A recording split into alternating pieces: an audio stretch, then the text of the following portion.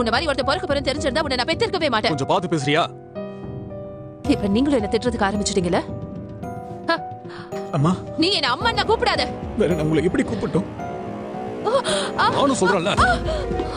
வா.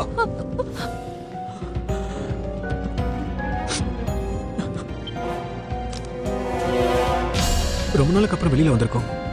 திரும்ப இந்த மாதிரி வரணும். அடச்சே.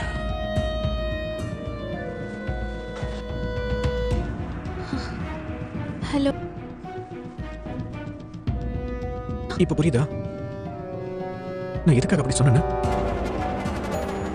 இரு போட்டோ எடுக்கணும்.